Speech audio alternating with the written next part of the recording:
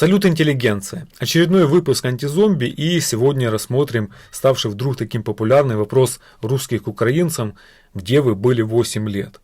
Конечно же, под этим каверзным вопросом имеется в виду, мол, нечего жаловаться, что теперь вам на голову падают бомбы, ведь также страдали жители Донбасса много лет.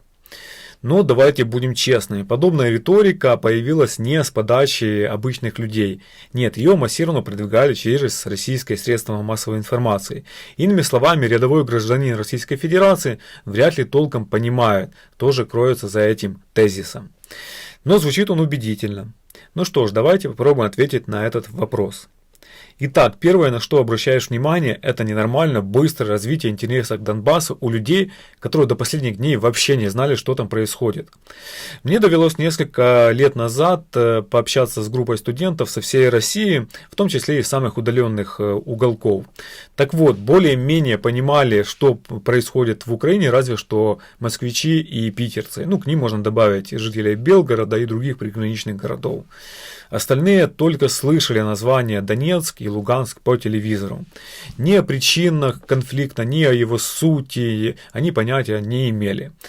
В целом людям было все равно, как если бы это все происходило где-то в Папуа-Новой Гвинее. Ну что же мы видим сейчас? Каждый второй как зомби повторяет: где вы были 8 лет? Конечно же, мы понимаем, что эта идея была внедрена искусственно.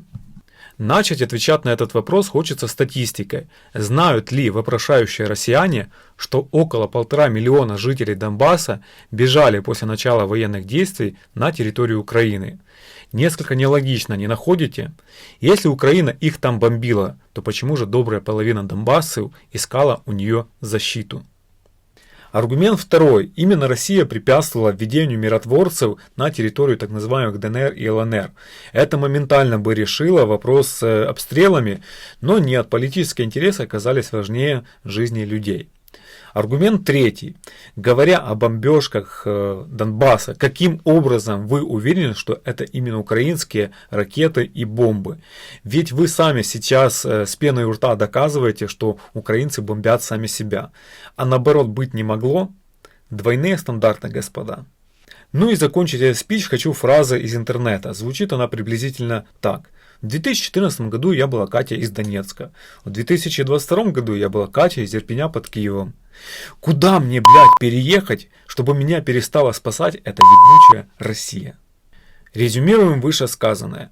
Задавать вопрос украинцам про 8 лет по меньшей мере абсурдно. Они были там, где были. Задать же этот вопрос стоит именно вашим политикам, которые могли прекратить это все в один момент, но продолжали достигать своих целей.